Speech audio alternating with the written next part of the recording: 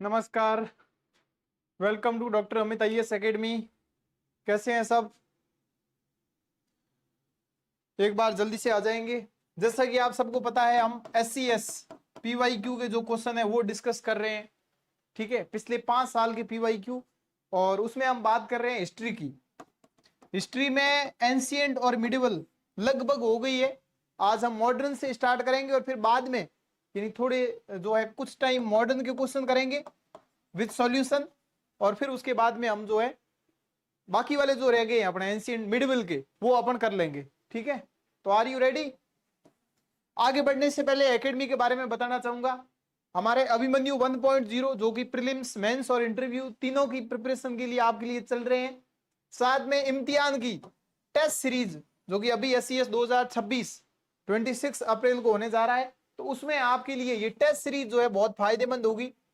और साथ में अगर आप पार्ट टाइम जॉब कर रहे हैं तो आपके लिए ये तपस्या का प्री क्रैश कोर्स ये जो है आप ले सकते हैं। ठीक है, इसके अलावा आपकी प्रिपरेशन बहुत बढ़िया है। अभी तो वैसे तो 26 अप्रैल को एग्जाम है, तो आपको सबको जो है प्रीलिम्स पे ही ध्यान देना चाहिए। ठीक है, क्योंकि पेपर बहुत अच्छे लेवल के आ रहे हैं। ठीक है, आप देखोगे 2023, 24 हर जैसे जैसे जो है एग्जाम अगला आता रहता है, तो उसके स्टैंडर्ड पेपर के जो है बहुत बढ़िया होते हैं। ठीक है, तो मेंस के रिकॉर्डेड बैच, एथिक्स का भी है, लैंग्वेज का पेपर भी है, हिंदी और इंग्लिश, तो तीनों जो है आप यहां से ऑप्ट कर सकते हैं।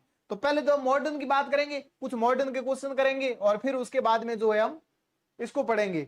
तो यहां पर मैं आपको एक टिप देना चाहूंगा कि जो स्पेक्ट्रम है, स्पेक्ट्रम में लास्ट के कुछ 10 पेज है, अगर आप वो कर लेते हो तो मॉडर्न हिस्ट्री से क्वेश्चन जो है गड़बड़ होंगे नहीं। मान लो 10 आ रहे हैं तो 5-6 क्वेश्चन आप वहां से करके चले जाओगे, कोई दिक्कत नहीं आएगी।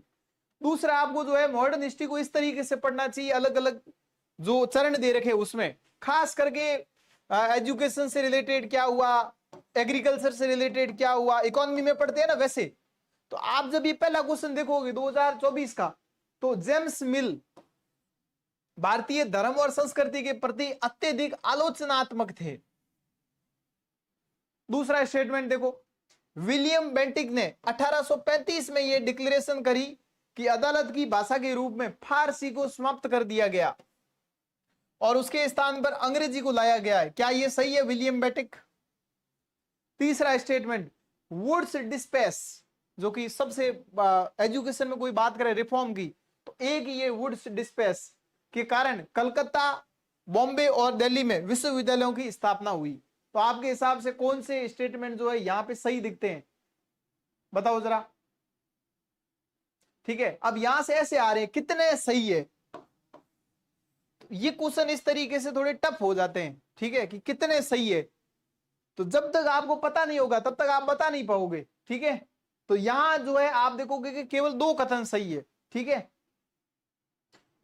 तो जेम्स मिल के बारे में अपन बात कर लेते हैं। जेम्स मिल की बात करें तो ये स्कॉटिश इतिहासकार है, स्कॉटलैंड के इतिहासकार, ऑलरेडी इतिहासकार भी है, इकोनॉमिक्स भी है और ये दार्शनिक भी है, जिन्होंने 1817 में प्रकाशित उनकी रचना थी the history of British India, the history of British India.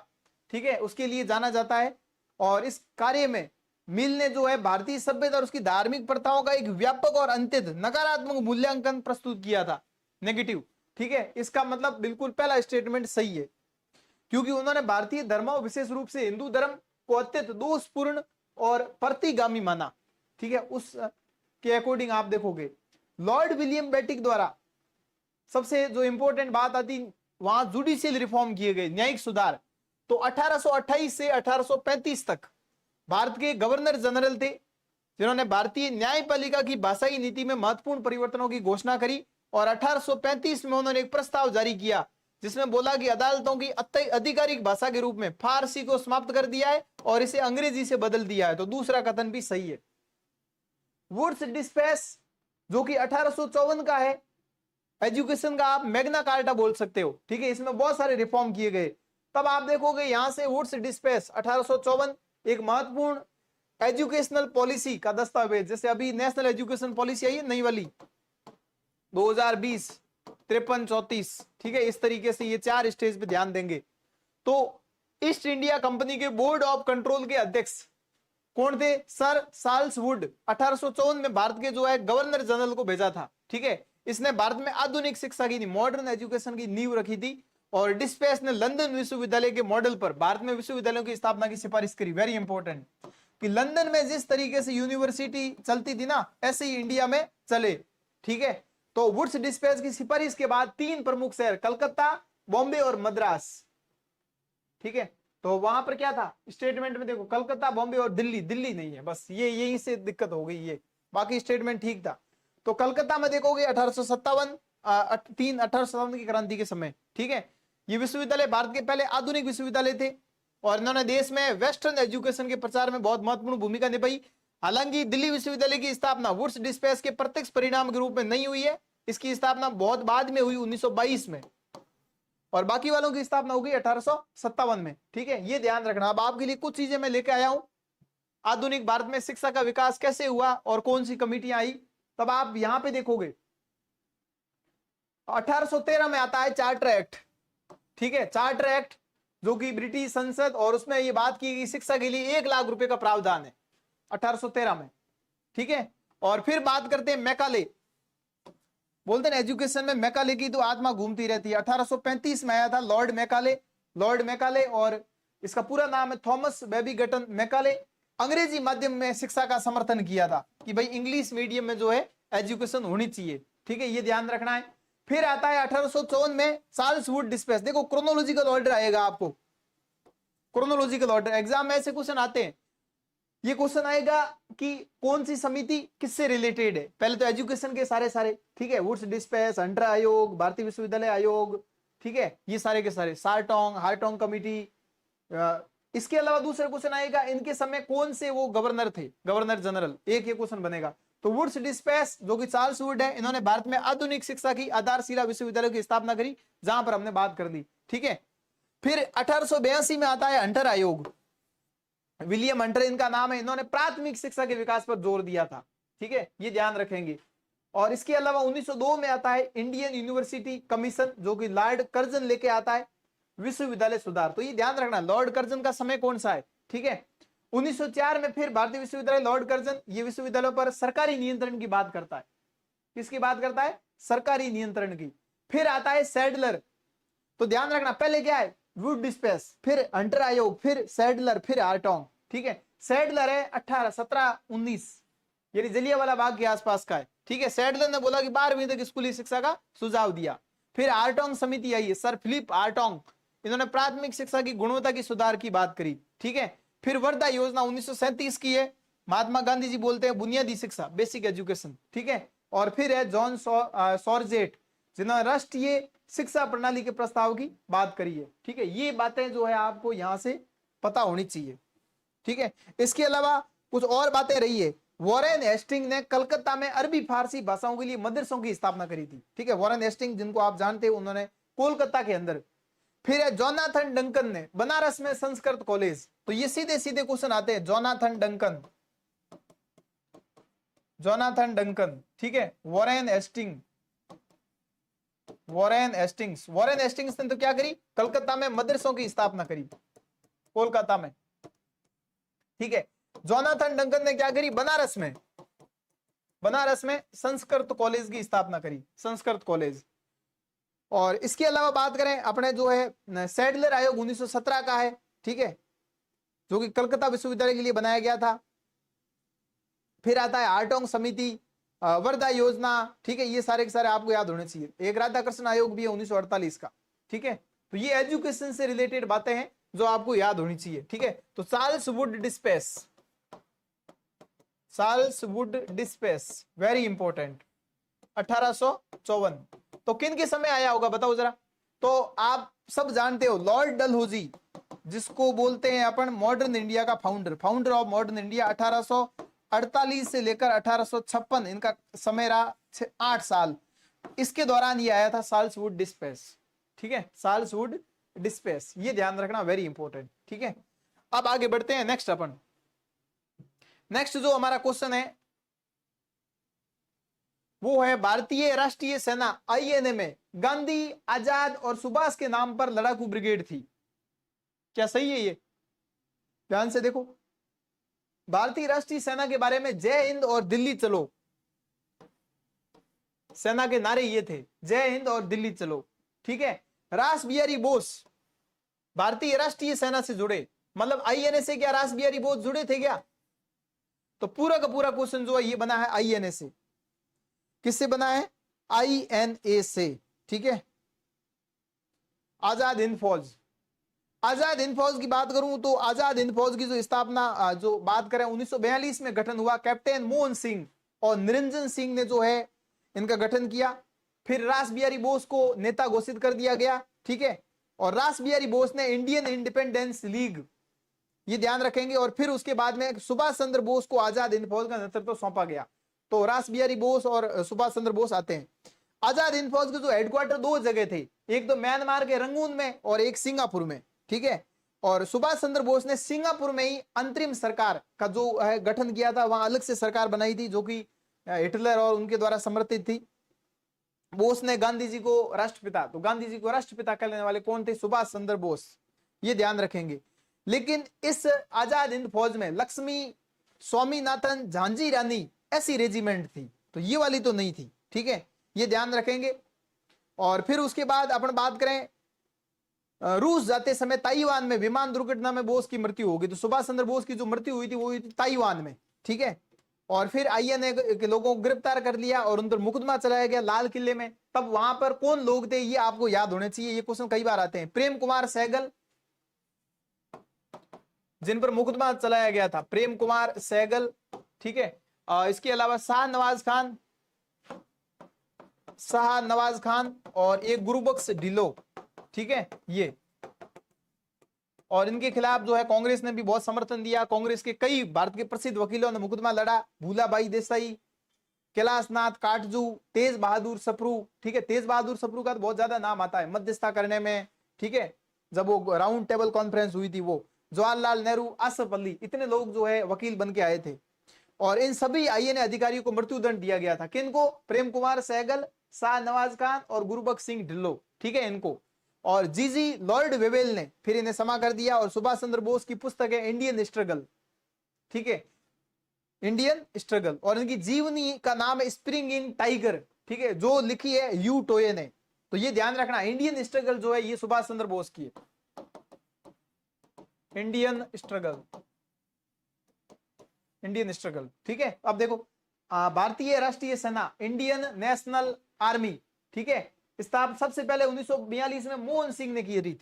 किसने करी थी? मोहन सिंह ने। द्वितीय विश्व युद्ध के दौरान ब्रिटिश राज से भारत की पूर्ण स्वतंत्रता सुरक्षित करने के लिए इसे पुनर्जीवित किया था नेताजी ने 1943 में। वैसे शुरुआत में कौन थे? मोहन सिंह। ठीक है, आईएनए की प्रमुख ब्रिगेड में देखोगे गांधी ब्रिगेड, महात्मा गांधी के नाम पर, बिल्कुल ये ब्रिगेड गांधीवादी सिद्धांतों के पर थी। आजाद ब्रिगेड चंद्रशेखर आजाद के नाम पर थी। सुभाष ब्रिगेड थी। तो कथन बिल्कुल जो है पहला सही है। ठीक है, फिर नारे देखो, साथ में महिलाओं के भी थी, ये ध्यान रखना है। रानी झांसी ब्रिगेड, एक विशेष महिला बल। ठीक है, जय हिंद बिल्कुल सही है। चलो दिल्ली, ये तुम मुझे खून दो मैं तुम्हें आजादी दूंगा। ठीक है, ये दूसरा भी सही है। द्वितीय विश्व युद्ध के दौरान दक्षिणी पूर्व एशिया में जापान की बढ़त के साथ रास बिहारी बोस ने अंग्रेजों के खिलाफ धुरी शक्तियों के साथ मिलकर लड़ने के लिए एक भारतीय सेना बनाने का अवसर देखा और उन्होंने इंडियन इंडिपेंडेंस लीग की स्थापना करी। ठीक है, जिसका उद्देश्य भारत की स्वतंत्रता के लिए लड़ने हेतु भारतीय प्रवासियों जो वहां रहते थे और युद्ध बंदियों को लामबंद करना था। फिर 1942 में टोक्यो में एक सम्मेलन होता है जापान में, जहां पर रास बिहारी बोस ने भारतीय राष्ट्रीय सेना के गठन की घोषणा करी, जो मुख्य रूप से दक्षिणी पूर्व एशिया में जापान सेना द्वारा पकड़े गए भारतीय युद्धबंदियों से बनी थी। तो कथन 3 बिल्कुल गलत है। कैप्टन मोहन सिंह को आईएनए का कमांडर नियुक्त किया गया था, ये ध्यान रखेंगे। ठीक है, तो 3 स्टेटमेंट, तीसरा स्टेटमेंट जो है वो रास बिहारी बोस भारतीय राष्ट्रीय सेना से जुड़े थे। तो भारतीय राष्ट्रीय सेना से ये रास बिहारी बोस जो है नहीं जुड़े थे। ठीक है, रास बिहारी बोस ने तो अलग से जो है वो बनाई थी इंडियन इंडिपेंडेंस लीग। ठीक है, ये ध्यान रखेंगे। इन्होंने क्या बनाई थी? जो है टोक्यो में एक सम्मेलन में रास बिहारी बोस ने भारतीय राष्ट्रीय सेना गठन की घोषणा करी, मुख्य रूप से दक्षिणी पूर्व एशिया में। तो ये ध्यान रखने वाली बात जो है आपको याद रखनी है। ठीक है, ये काफी सारे क्वेश्चन जो है हमने मॉडर्न हिस्ट्री के 2-3 क्वेश्चन डिस्कस कर लिए। अब 1-2 अपन रिवीजन भी कर लेते हैं थोड़ा सा।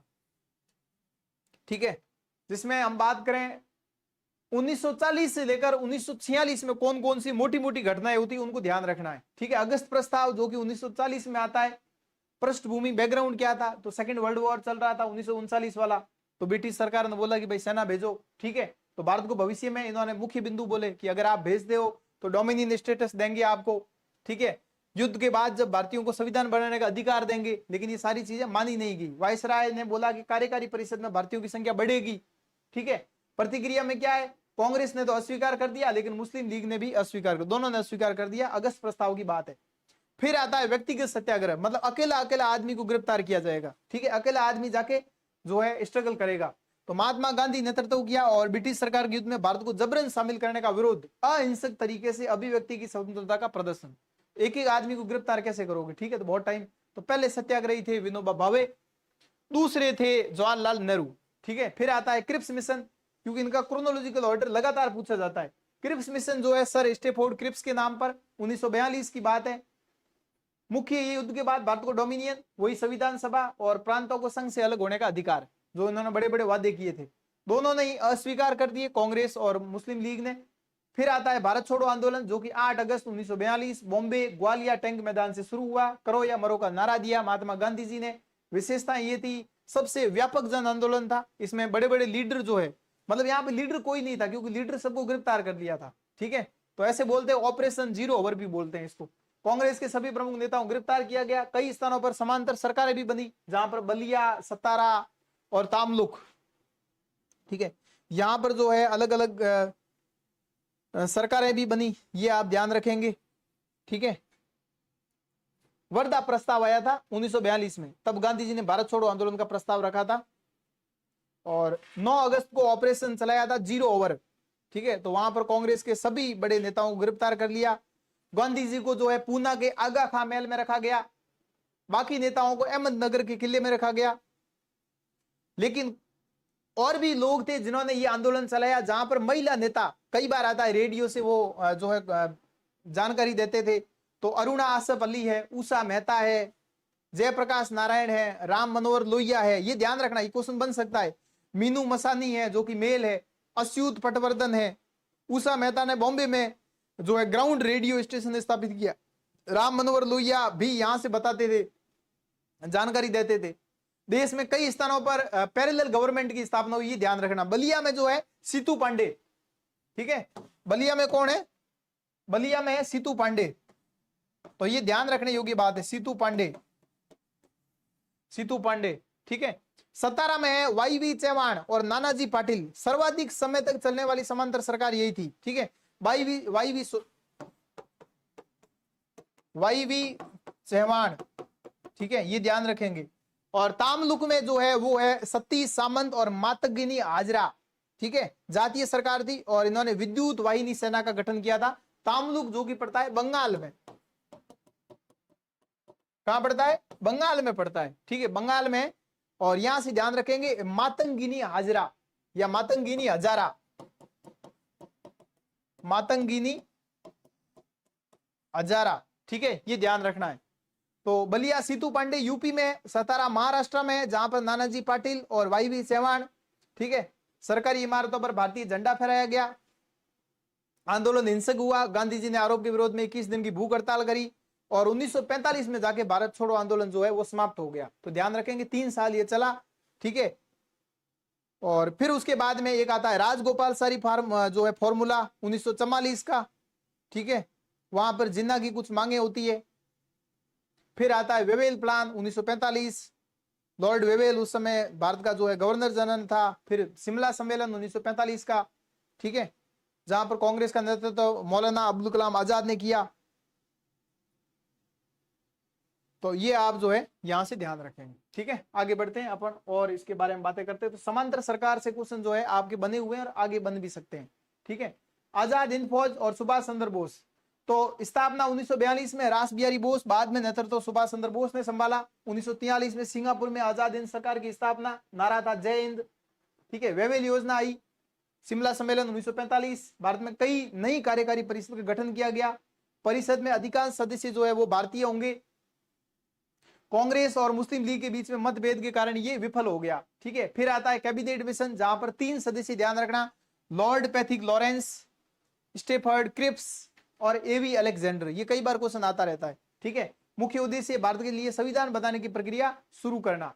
यहां पर जो है भारत में संविधान सभा का गठन किया गया, जहां पर 389 सदस्य थे, केंद्र में सीमित शक्तियां, जहां पर विदेश नीति, रक्षा और संचार ये केंद्र को दी गई। प्रांतों को जो है समूह में विभाजित कर दिया गया। फिर अंतरिम सरकार गठन होती है 2 सितंबर 1946 को, नेतृत्व तो जवाहरलाल नेहरू करते हैं, ठीक है। चुनाव नहीं है, उस समय की बात है। तो ये कई बार ये क्रोनोलॉजिकल ऑर्डर आपके एग्जाम में आते रहते हैं, ठीक है। तो ये आपको ध्यान रखना पड़ेगा।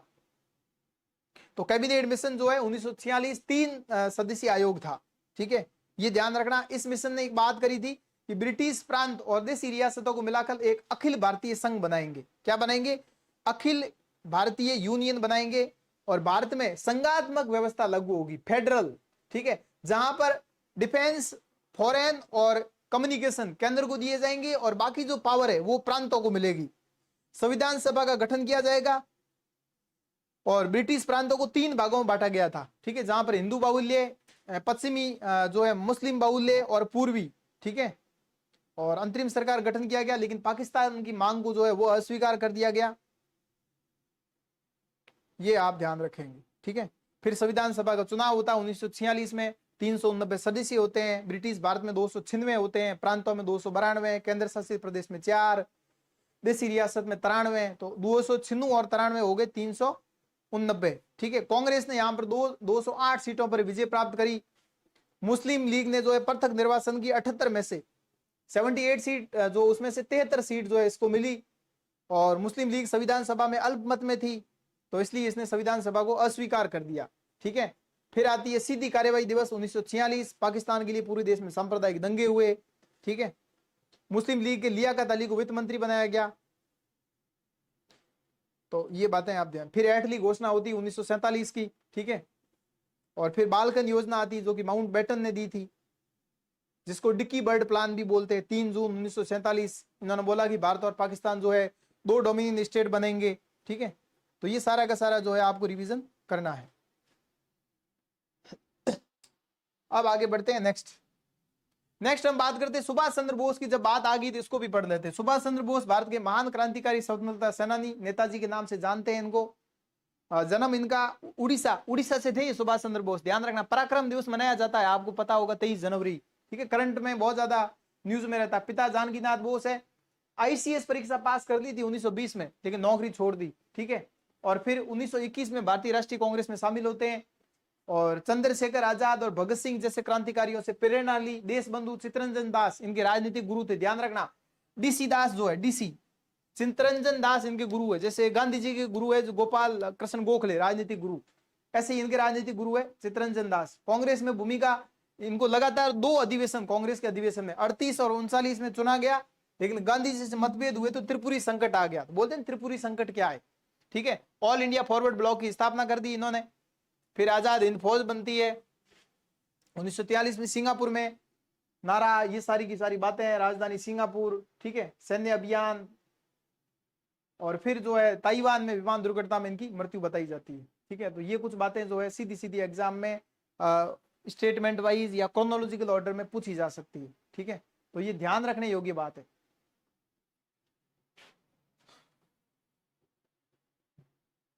तो अगला देखो, अब आप देखो, खुद देखो, ये 2024 में 2 क्वेश्चन आए थे मॉडर्न हिस्ट्री के, बहुत कम क्वेश्चन आए।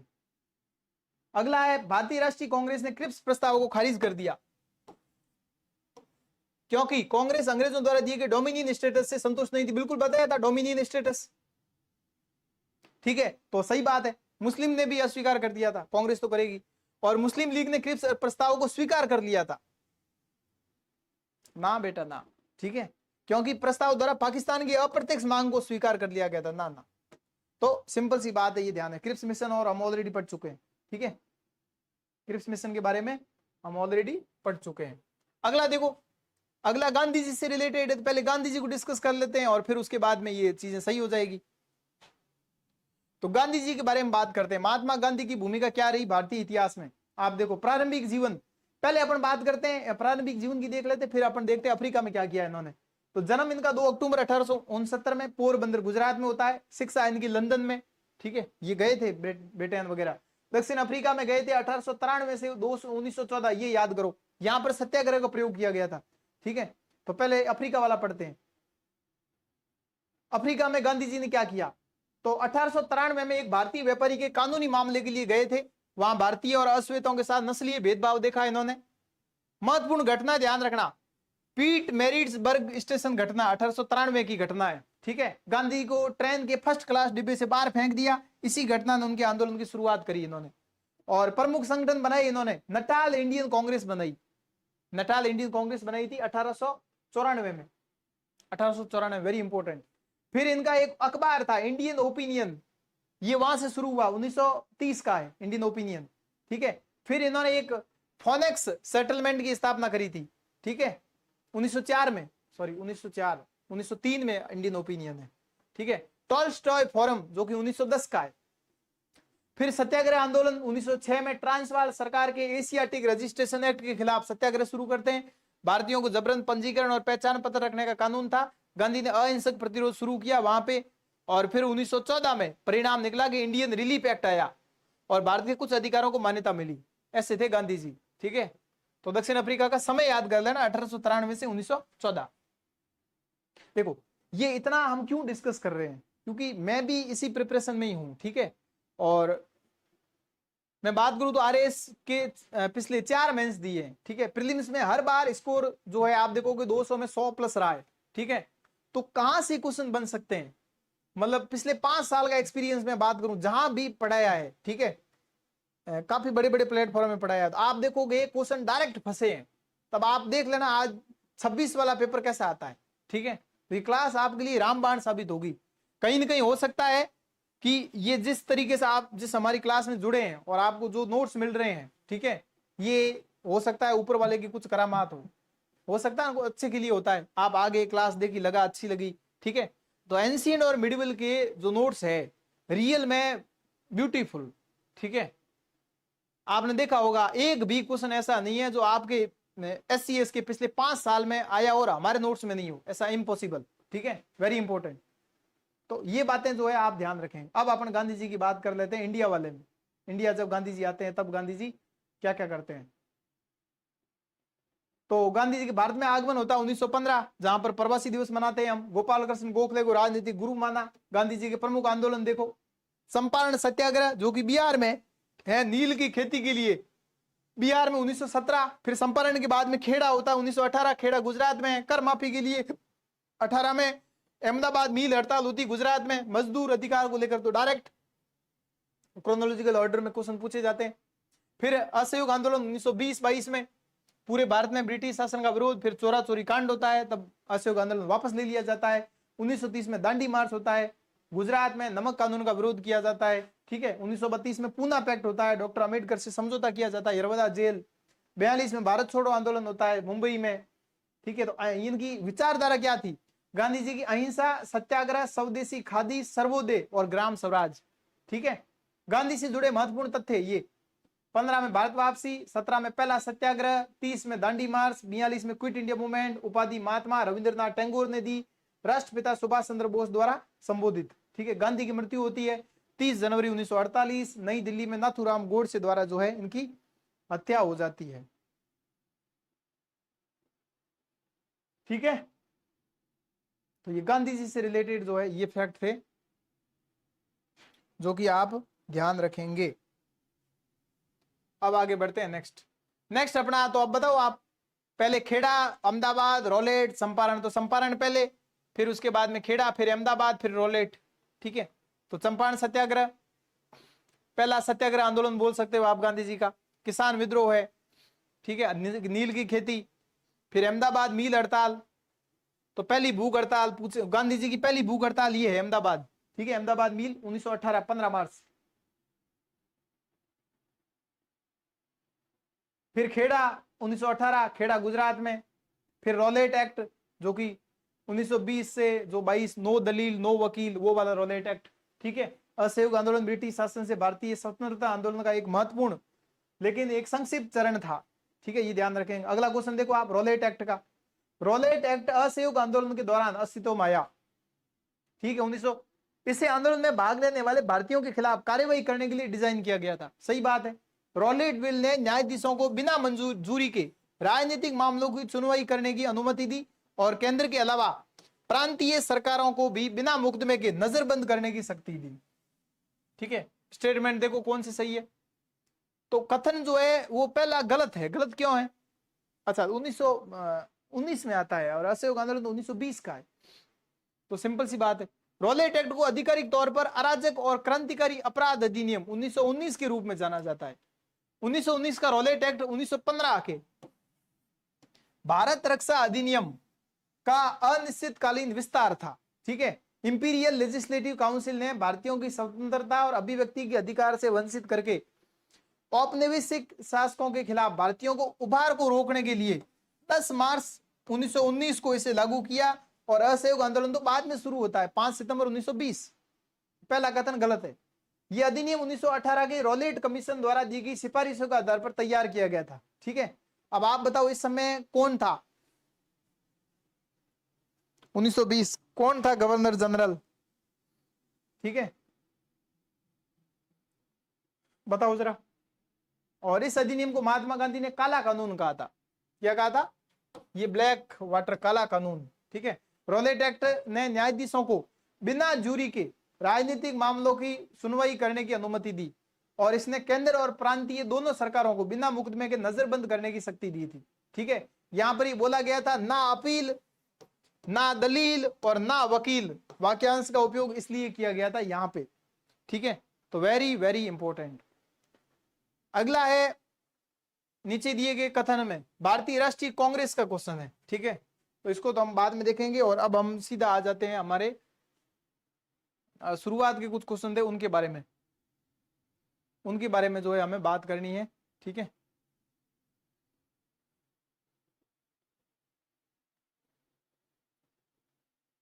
ये थोड़ा ध्यान रखना। ये कढ़ाई है, चिकनकारी जो है, चिकनकारी लखनऊ में फेमस है, कलमकारी जो है आंध्र प्रदेश में है। ठीक है, कसूती कर्नाटक में है और कांथा बंगाल में है। ठीक है, तो ये हो सकता है बन जाए क्वेश्चन। तो ये थोड़ा सा पेंटिंग और इनसे रिलेटेड है। फिर आता है ये वाला, इनके बारे में थोड़ा सा मैं आपको बताता हूं जो कि मैं कल लेके आया था। ठीक है, नृत्य वाले पता होना चाहिए आपको।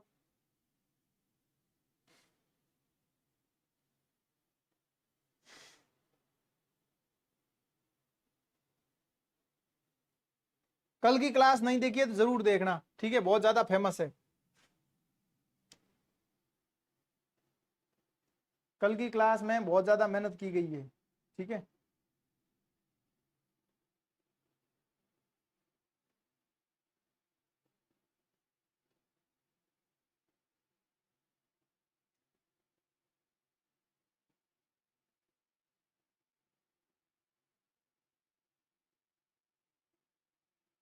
मतलब ये सिक्कों से रिलेटेड और ये कुछ क्वेश्चन लेके आया था, विदेशी यात्री और किन के समय। तो ये पीडीएफ जो है मिल जाएगी वहां पर, आप देख लेना, पोर्ट वगैरह ये सारे के सारे। ठीक है, इतिहास की प्रमुख घटनाओं में महिलाओं का योगदान। ये देखो आप, तो भारत सरकार द्वारा भारत की राष्ट्रीय प्रदर्शन कला अकादमी और संगीत नाटक अकादमी द्वारा 8 शास्त्रीय नृत्य है। 8 कौन से हैं? भरतनाट्यम, कुचिपुड़ी, कथक, कथकली, मोहिनी अट्टम, उड़ीसी, मणिपुरी और सत्रिया। ठीक है, तो इनकी विशेषताएं क्या होती है? पहले तो देखो शास्त्रीय नृत्य की, यहां पर जो आधार होता है वो प्रत्येक शास्त्रीय नृत्य का जो आधार है वो नाट्य शास्त्र, भरत मुनि, अभिनय दर्पण और संगम साहित्य और स्थानीय ग्रंथों में मिलता है। नृत्य जो है शुद्ध तकनीकी नृत्य होता है। ठीक है, तो नृत्य नृत्य नाट्य सम्मिलन होता है। इसमें राग रागिनी और ताल प्रणाली होती है प्रॉपर। एक हस्त मुद्रा पर ध्यान रखा जाता है, गुरु शिष्य परंपरा का भी ध्यान रखा जाता है। पहला देखेंगे हम, तमिलनाडु के शिव मंदिरों से ये विकसित है भरतनाट्यम। भरत मतलब भाव, र मतलब राग, त मतलब ताल, भरत, तो भारत नाम पड़ा भारत। ठीक है, इस तरीके से ये होता है। देवदासी परंपरा से जुड़ा हुआ है तमिलनाडु में खास करके। और मुख्य जो है ध्यान रखना यहाँ पे कर्नाटक में है ये। कुछ याद करो, यहाँ पे ये मुख्य चरण है इसके। ठीक है, वो आपको पता होना चाहिए। भरतनाट्यम में मुख्य चरण है अल्लारिपु, जाति सवरम, वर्णम, पदम और तिल्लाना। तो देखो ये तो याद होना चाहिए, अल्लारिपु, जाति और तिल्लाना, तो ये किससे रिलेटेड है? भरतनाट्यम से है। ठीक है, और एक आपको आना, देखो एक तो आपको मुख्य स्टेज कौन कौन सी है ये आनी चाहिए, और एक जो आना चाहिए आपको कि इसके फेमस कौन है, कलाकार कौन है। तो रुक्मिणी देवी अरुणडेल है और बाला सरस्वती। रुक्मिणी देवी सबको पता होना चाहिए। ठीक है, भरतनाट्यम। अगला है कुचिपुड़ी। कुचिपुड़ी भागवत मेला परंपरा से विकसित है, कृष्णा जिले में है ये। ठीक है, नाटिका शैली में ये होता है और कर्नाटक में है, फेमस है कुचिपुड़ी। ठीक है, एक नाम है वेम्पति चीना सत्यम, कर्नाटक संगीत पर आधारित है कुचिपुड़ी। ठीक है, कुचिपुड़ी। अगला जो है वो है, अपने बात करें कथक। कथक जो है आप देखोगे कथावाचकों से विकसित हुई, बाद में मुगल दरबार में आई। ठीक है, और इसमें आप बात करोगे तो कथक में तिहाई, परन, अमद, कदम। ठीक है, ये फेमस है, और दो घराने हैं, जयपुर है, लखनऊ है, फेमस ये है कथक से रिलेटेड। और मुख्य कलाकार है बिरजू महाराज, ये ध्यान रखना, बिरजू महाराज जो है कथक से रिलेटेड है, सितारा देवी। फिर आता है केरल की जो है कोडियाटम या कृष्ण नाटम से विकसित हुई है 17वीं सदी की। ठीक है, भारी मेकअप और ग्रीन फेस होता है ज्यादातर, मैक्सिमम आप देखोगे। कहानियां महाभारत और रामायण की है, और मेन जो कलाकार है वो है कृष्णन नायर है। ठीक है, कृष्णन नायर है, ये ध्यान रखेंगे। अगला है मोहिनी अट्टम, जो कि मोहिनी विष्णु का रूप है, आप सब जानते हो मोहिनी, याद हो तो बताओ जरा। एक नाम सुना होगा शिव जी का, और एक भस्मासुर राक्षस था। ठीक है, उसकी कहानी याद है आपको? भस्मासुर को तपस्या करी उसने कि मैं जिस पे हाथ लगाऊं वो जल जाए, तो उसने शिव जी पे ट्राई करी। ठीक है, तो फिर विष्णु भगवान बसाते हैं, तो वही मोहिनी अट्टम का रूप धारण करते हैं। तो मोहिनी मतलब विष्णु का रूप है। ठीक है, और इसमें ध्यान रखना ये मेन है कलाकार कला मंडलम सुगंधा, इसकी मेन कलाकार है। अब बात करते हैं उड़ीसा में, यहां पे ध्यान रखना त्रिभंगी मुद्रा है। ठीक है, जगन्नाथ मंदिर की महारी और गोटीपुआ परंपरा, ध्यान रखना गोटीपुआ परंपरा, गोटीपुआ परंपरा त्रिभंगी मुद्रा है। और त्रिभंग किसमें होता है ये ध्यान रखना, त्रिभंग होता है। ठीक है, खास करके यहाँ पे। बाकी जानवी कुमारी देवी और केलुचरण महापात्र जो है प्रसिद्ध गुरु हुए इनके।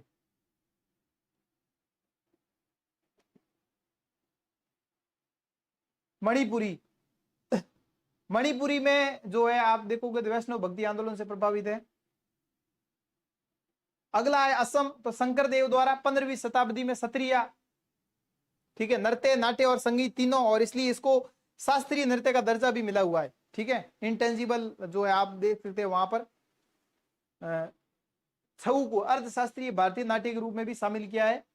राधा कृष्ण और रामायण पर यह आधारित है छऊ नृत्य।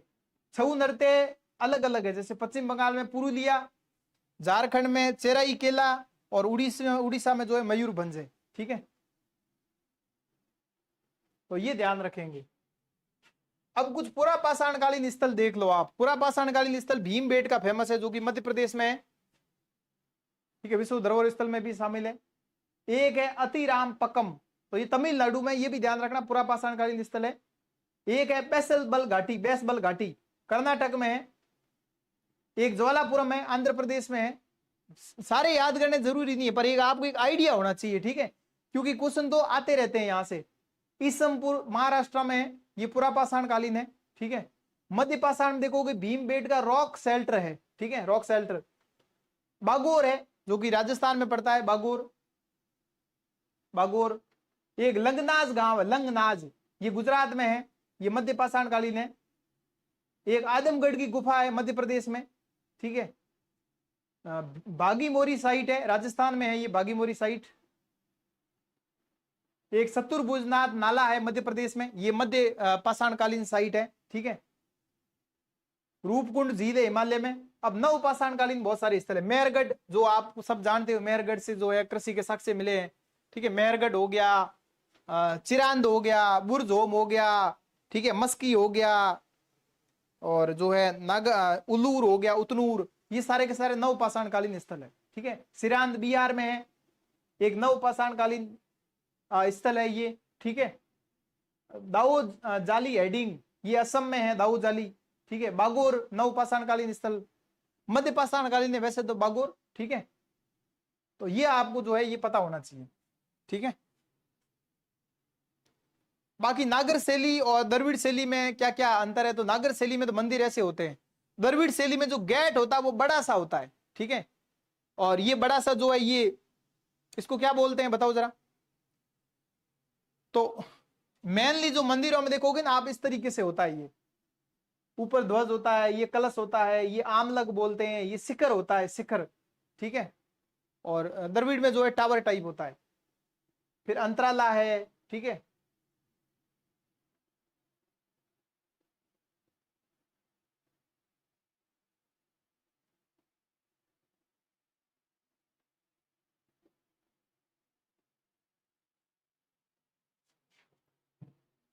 तो ये ध्यान रखेंगे। 8 शास्त्रीय नृत्य की हमने बात कर ली। और अब अगला क्वेश्चन है ये वाला, अकबर के शासनकाल में। तो अकबर के शासनकाल को मैं बार बार आपको रटा चुका हूं, ठीक है। दहसाला प्रणाली कब आई, मजर की घोषणा कब करी, जजिया की समाप्ति कब करी, इबादत खाना कब किया। तो देखो दहसाला प्रणाली अकबर के वित्त मंत्री थे राजा टोडरमल, इन्होंने शुरू करी थी, ठीक है। 10 मतलब 10 सैनिक 10 साल मतलब 10 वर्षों के दौरान प्रचलित और औसत कीमतों के साथ साथ विभिन्न फसलों की औसत उपज के आधार पर यह किया जाता था, ठीक है। मजर की घोषणा 1579 में सम्राट अकबर द्वारा मजरनामा, ठीक है, जहां पर क्या होता था विभिन्न धर्मों के लोगों के बीच में विचारों को टकराव हो तो वो किसी भी व्याख्या को सुन सकता था, उसे बोलते थे महजर, महजर की घोषणा, ठीक है। फिर आता है जजिया की समाप्ति, जजिया की समाप्ति होती 1564 में, ठीक है। इस्लामी राज्य में रहने वाले गैर मुस्लिम विषयों से लिया जाता था और फिर औरंगजेब ने वापस स्टार्ट किया था। इबादत खाना ये 1575 का है, सीकरी में है। वह स्थान था जहां विभिन्न धर्मों इस्लाम पारसी ईसाई के विद्वानों को धार्मिक और आध्यात्मिक विषयों पर चर्चा करने के लिए आमंत्रित किया जाता था। अगर आपको याद नहीं है, ठीक है, तो मैं बताना चाहूंगा मुगल काल को हमने बहुत डीपली डिस्कस किया है, बहुत डीपली मुगल काल को। और वहां पर अकबर को हमने प्रॉपर पढ़ा है। अकबर 1556 से 1605, बचपन का नाम बदरुद्दीन, संरक्षक बैरम खां, पानीपत का द्वितीय युद्ध, ठीक है। फिर तलवाड़ा का युद्ध। फिर अगर बात करें यहाँ पे 1562 में युद्ध बंदियों दास प्रथा पर रोक, 1563 में तीर्थ यात्रा कर को समाप्त, 1564 में जजिया लगाता है, ठीक है। फिर बहुत सारे अभियान करता है। अकबर के नवरत्न तानसेन, जिनके गुरु हरिदास, ठीक है, रामतनु पांडे, मोहम्मद गोश इनके गुरु थे। तो मोहम्मद गोश से रिलेटेड बहुत बार क्वेश्चन आया, तानसेन के गुरु मोहम्मद गोश, ठीक है। उपाधि कंठा भरण वाणी विलास, नई राग रागिनी, मियां मलार, ये मियां की टोड़ी, ये तानसेन ही तो था। तानसेन का मकबरा ग्वालियर। बीरबल आता है, महेश दास, ठीक है। फिर अबुल फजल आता है, शेख मुबारक, बड़ा भाई इसका फैजी था, जन्म स्थान अबुल फजल का नागौर में था, अकबरनामा लिखा, ठीक है। फैजी आता है, फिर नागौर राजकवि उपाधि, महाभारत का फारसी में अनुवाद, रजमनामा लीलावती का अनुवाद किया था, ठीक है। फिर अब्दुल रहीम खान खाना, फिर टोडरमल, टोडरमल को भू राजस्व सुधार, जहां पे आई ने 10 साला पद्धति। देखो आई ने एग्जाम में नहीं पूछा, एग्जाम में क्या पूछा, 10 साला पद्धति, 10 साला पद्धति, ठीक है, टोडरमल। फिर मान सिंह आता है, मिर्जा अजीज कोका, ये 9 रत्न थे ये। अकबर की धार्मिक नीति 1562, अकबर ने सुलह कुल की नीति अपनाई थी, ठीक है। 1575 में इबादत खाना बनाया, जहां पर मुस्लिम विद्वानों को आमंत्रित किया गया, ध्यान रखना मुस्लिम विद्वानों को इबादत खाने में, ठीक है। धर्म संसद बनाई थी 1578 में, जिसे मजर बोलते हैं। अब आप देखो धर्मों के विद्वानों को आमंत्रित किया गया। अब आप हिंदू को देखो, अब ये यहां से जो मैंने पिछली बार पढ़ाया नहीं था, अब यहां ध्यान से देखो, हिंदू धर्म में देवी और पुरुषोत्तम इनके 2 खास लोग थे, ये आए थे। पारसी में दस्तूरी मेहरजी राणा, मेहरजी राणा आए थे, अकबर ने इन्हें दरबार में अग्नि जलाने की अनुमति दी थी, भाई जलाओ। जैन में हरि विजय सूर्य, जिन चंद्र सूर्य, वेरी वेरी इंपॉर्टेंट, ये अकबर के समकालीन थे। क्वेश्चन आ सकता है कि जिन चंद्र सूर्य जो है अकबर के समकालीन थे, बिल्कुल हाँ। ईसाई में बात करें, ईसाई में एक्वा बीवा, मतलब सभी धर्मों का आदर करते थे, ठीक है। मोहन से रात मजर की घोषणा करी थी, शेख मुबारक ने मजर का प्रारूप तैयार किया था। तो मजर की घोषणा कब हुई थी, धर्म संसद के बाद हुई थी, ठीक है। धर्म संसद बनी, फिर मजर, फिर 1582 में दीन इलाही, जहां अकबर इसका प्रमुख था, प्रधान पुरोहित अबुल फजल था। पवित्र दिन रविवार रखा गया, सबसे पवित्र प्रकाश, मात्र 18 लोगों ने इसे अपनाया। बीरबल इकलौता हिंदू था। ये एक आचार संहिता थी। जैसे धम क्या था, धम एक इथिकल कोड ऑफ कंडक्ट, वैसे ही दीन इलाही क्या था, कोड ऑफ कंडक्ट था, जहां पर इतिहासकार स्मिथ के अनुसार ये अकबर की मूर्खता का प्रतीक है, मजाक उड़ाया था। ठीक है, तो ये बातें जो है आप ध्यान रखेंगे। अगला देखो, बौद्ध संगीति हम ऑलरेडी कर चुके हैं। प्रथम संगीति आरबीपी के याद करना है, आरबीपी के, राजगृह वैशाली। ठीक है, ये सारे के सारे तो कोई दिक्कत है नहीं, ये सारा हमने पढ़ रखा है। प्रथम बौद्ध संगीति हरेक वंश के राजा अजात शत्रु के संरक्षण में 483 मां कश्यप अध्यक्षता करता है, जहां पर क्षुत पिटक और विनय पिटक बुद्ध की शिक्षाएं दे रखी है।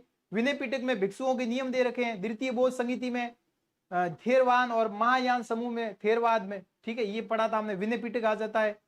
शिशुनाग वंश के राजा कालाशोक के संरक्षण में हुआ था। साबकामी ने अध्यक्षता करी थी, 383 में वैशाली में हुआ था। तृतीय बौद्ध संगीति पाटलिपुत्र में मौर्य वंश का सम्राट अशोक के संरक्षण में मोगलीपुत्र तिस अध्यक्षता करता है। अभिधम पिटक आया, जैसे त्रिपिटक कंप्लीट हो गया। चतुर्थ बौद्ध संगीति जो कुषाण वंश के राजा कनिष्क, ठीक है, प्रथम शताब्दी में कुंडलवन में संस्कृत भाषा में वसुमित्र अशोक घोष ने इसकी अध्यक्षता करी। महायान और हीनयान संप्रदाय में, ठीक है, सिंधु घाटी सभ्यता में चावल की खेती, तो चावल की खेती मिलती रंगपुर से, गुजरात के है ये रंगपुर संस्कृति। ठीक है, यहाँ पर चावल बाजरा मोटे अनाज। समुद्रो पाकिस्तान में है, ठीक है, सीटाडेल यहाँ पे मिलता है समुद्रों में, चहू दड़ो। कालीबंगा में काले रंग की चूड़ियां, ठीक है, फेमस है, अग्निवेदिका है, फायर अल्टार। धोलावीरा में कच्छ का रण जो कि फेमस है, ये धोलावीरा। बाकी मैंने आपको सारे बताए थे। पाकिस्तान में कौन से हैं कौन से नहीं है वो। जब मुगल सम्राट द्वारा किसी व्यक्ति को जागीर दी जाती थी तो उसे क्या प्राप्त होता था, राजस्व का अधिकार। ठीक है, तो ध्यान रखना, ये जागीरदारी सिस्टम है ना। और इजारदारी सिस्टम क्या है, इजारदारी सिस्टम आया था दिल्ली सल्तनत काल में। ठीक है, आप देखोगे दिल्ली सल्तनत काल के दौरान जागीर को इक्ता और जागीरदार को इक्तादार कहते थे। इक्ता सिस्टम है, ये दिल्ली सल्तनत के काल में आया था और सुल्तान अलाउद्दीन खिलजी ने इसे समाप्त कर दिया था, इक्ता प्रणाली को। ठीक है, बाद में फिर सुल्तान फिरोज शाह तुगलक ने इसे पुनर्जीवित किया था। ठीक है, जो कि नहरें बनाने वाला वो फिरोज शाह तुगलक, सारा करवा रखा है बस। ठीक है, पढ़ने की देरी है। मनसबदार भी मैंने पूरा करवा रखा। जागीरदार प्रणाली क्या होती थी, जागीरदार शब्द दो फारसी शब्दों से बना है। जागीर मतलब जिसका अर्थ है भूमि धारण करी, और दार मतलब अधिकारी, तो भूमि धारण करने वाला अधिकारी जिसे कहते थे जागीरदार। इस प्रणाली की शुरुआत भारतीय उपमहाद्वीप में 13वीं शताब्दी में शुरुआत में हुई थी। ठीक है, और मेनली जो बात करें तो ये प्रणाली इस्लामी शासन के दौरान विकसित हुई और फिर भारत में ये जारी रही। जागीर मुगल सम्राट द्वारा दिया गया एक सामंती भूमि अनुदान था। इस प्रणाली के तहत किसी संपत्ति पर शासन करने और कर वसूलने की शक्तियां राज्य द्वारा नियुक्त एक अधिकारी को दी जाती थी।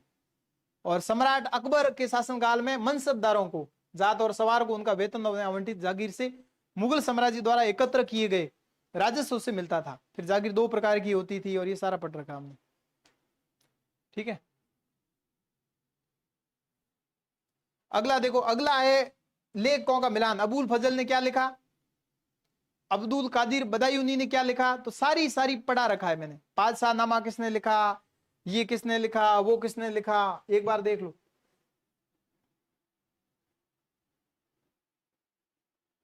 मैक्सिमम ये होता है कि बार बार रिवीजन करो। ठीक है,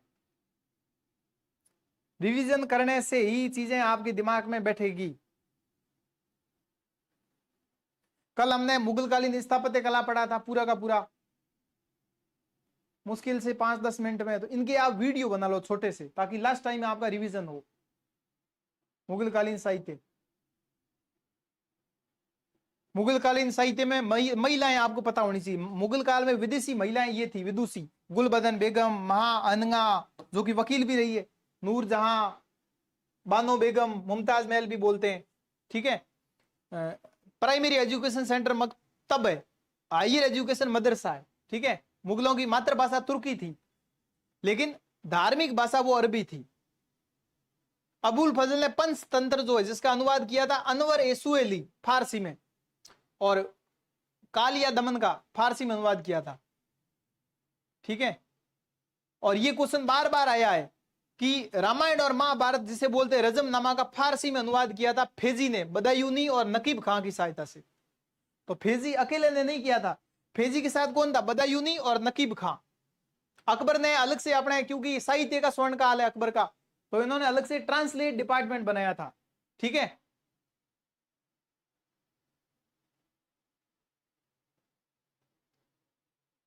अब साहित्य में देखो, बाबर नामा तुर्की में है, बाबर ने लिखी खुद।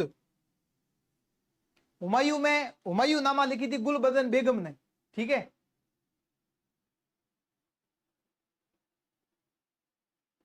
तारीख रसीदी लिखी थी मिर्जा हैदर, दो गलत ने, तारीख क्या है? गलत है। अकबर में देखो, अब अबुल फजल की जो आत्मकथा बायोग्राफी मिलती है वो किसमें मिलती है? आईने अकबरी में मिलती है, न कि अकबरनामा में। बाकी इन्होंने, अबुल फजल ने अकबरनामा फर्स्ट लिखा, अकबरनामा सेकंड लिखा। इंसा क्या होता था? इंसा पत्रों का संकलन, अकबर के पत्रों का। फिर अकबरनामा, खाली अकबरनामा किसने लिखा? फेजी ने, फेजी ने। ठीक है, तारीख अकबरी किसने लिखी? आरिफ कंदारी ने। अब्दुल कादिर बदायूनी, ये देखो इन्होंने लिखी थी मुंतखब उल तवारीख। इसे भारत का आगम इतिहास कहते हैं, इसलिए ज्यादा इंपॉर्टेंट है ये, अब्दुल कादिर बदायूनी। ठीक है, तो अभी ये क्वेश्चन था। और बदायूनी अकबर की धार्मिक नीति की आलोचना करता है। हल्दी घाटी युद्ध का उल्लेख मिलता है इसमें, सूफी संतों की जीवनियां मिलती है। अब्बास खान शेरवानी क्या लिखते हैं? तारीख शेरशाही लिखते हैं। ठीक है, निजामुद्दीन अहमद क्या लिखते हैं? तबकात अकबरी। जहांगीर तुजुक जहांगीरी लिखते हैं। ठीक है, पादशाहनामा कौन लिखता है? शाहजहां के दरबार में पादशाहनामा लिखी जाती है, पादशाहनामा। मोहम्मद अबीन कजवनी, अब्दुल हमीद लाहौरी, ठीक है, ये लाहौरी नाम से प्रसिद्ध है। मोहम्मद वारिस, इनायत खां, इनायत खां का ये क्वेश्चन आता है, बादशाहनामा, बादशाहनामा इनायत खां। फिर औरंगजेब में ये भीमसेन, दिलखुशा, ईश्वरदास, फुतुवात आलमगीर, कानूनों का संकलन, फतवाए आलमगीर, काजिम सिराजी, आलमगीर नामा। ठीक है, ये बुकें लिखते हैं ये। तो इस तरीके से अबुल फजल, अब्दुल कादिर बदायूनी आया, आया कि नहीं आया? पादशाहनामा आया, पादशाहनामा, ये बार बार पढ़ना पड़ेगा। ठीक है, जिया उल बर्दी आया, अब्दुल हमीद लाहौरी आया क्या? बिल्कुल आया। अब आप बताओ, अब सिंपल से क्वेश्चन है। तो अबुल फजल ने आईन अकबरी, ठीक है, जिसे बाइबल का फारसी भाषा में अनुवाद भी किया। कादिर बदायूनी ने क्या लिखी? मुक्तब उल तवारीख, अकबर की धार्मिक नीतियों की आलोचना। जियाउद्दीन बर्नी ने क्या लिखा? फतवा जहांदारी या तारीख फिरोजशाही, जियाउद्दीन बर्नी। ठीक है, फिर देखो अब्दुल हमीद लाहौरी, इन्होंने लिखी थी पादशाहनामा। ठीक है, मुगल सम्राट शाहजहां के काल में। तो बस यही है, बार बार repeated repeated repeated repeated revision. ठीक है, कुछ भी नहीं करना होता, रिपीटेड रिवीजन मैक्सिमम जो है।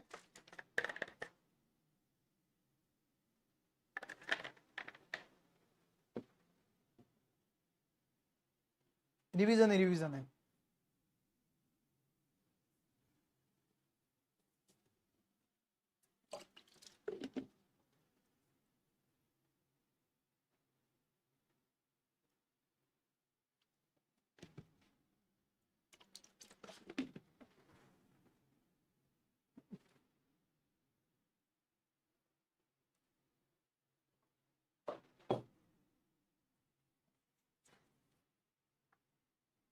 अगला देखो, अशोक के शिलालेख।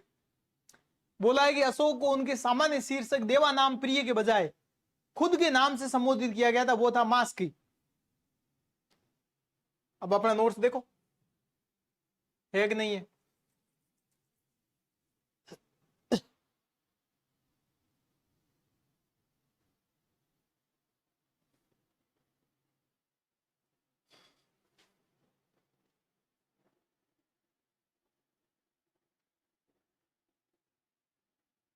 ये अशोक, अशोक का समय है 273 से 232 बीसी। राज्यभिषेक 269 में, 269 में। पत्नी इसकी है देवी, माता का नाम है भीमा, पुत्र है मेंदर, पुत्री है संघमित्रा, श्रीलंका में गए थे, बौद्ध धर्म को फैलाया। एक इनकी पत्नी और है क्वारुवकी, जिसका पुत्र हुआ तीवर।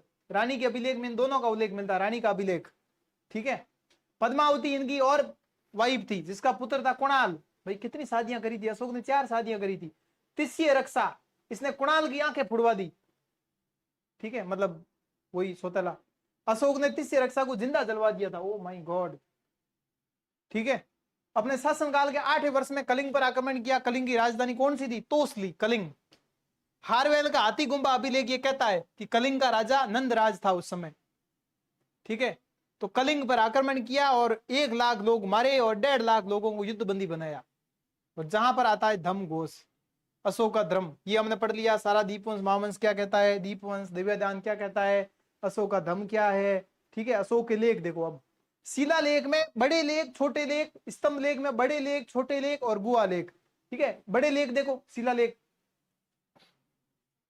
बड़े लेख में 14 है, 8 स्थानों पर है। शाहबाज गढ़ी, मानसेरा, ये पाकिस्तान में, बाकी इंडिया में। तो ये क्वेश्चन बन सकता है कि कौन से पाकिस्तान में या कौन से इंडिया में नहीं है। ठीक है, बाकी कालसी उत्तराखंड, जूनागढ़ गुजरात, सोपारा महाराष्ट्र, धोली जोगढ़ उड़ीसा, एररगुड़ी आंध्र प्रदेश। साउथ में एक ही मिलता है। कलिंग ज्ञापन में वही समस्त प्रजा को अपनी संतान के समान। लघु शिलालेख देखो, जहां पर अशोक के नाम का उल्लेख मिलता है, मास्की, गुर्जरा, उदगेलम, नेटूर। बाकी जगह क्या है? बाकी जगह देखो, अन्य अभिलेखों में अशोक की उपाधि देवा नाम प्रिय। अब देखो नोट्स में है कि नहीं है? देखो अन्य अभिलेखों में, तो फिर नाम का उल्लेख, मतलब जहां पर सिर्फ नाम दे रखा अशोक नाम, अशोक, बाकी जगह देवा नाम प्रिय है। हर जगह अभिलेख देखो। लेकिन एक एग्जाम में यही आया है क्वेश्चन तो सिर्फ यही आया है, तक्षशिला, महास्थान, बापुर, मास्की। तो अगला ये भी तो बन सकता है, मास्की के साथ और भी तो है। मास्की के साथ है गुर्जरा, उदय गोलम और नेटूर। ये 4 ऐसे है। ठीक है, ये 4 ऐसे, मास्की, गुर्जरा, उदगेलम, नेटूर। ठीक है, MN। ठीक है, तो मास्की, गुर्जरा, उदगेलम, नेटूर, जहां पर नाम मिलता है पिलर पे अशोक नाम लिखा हुआ, अशोक। बाकी कोई अभिलेख है ना, उसमें देवा नाम प्रिय मिलता है। समझ गए आप?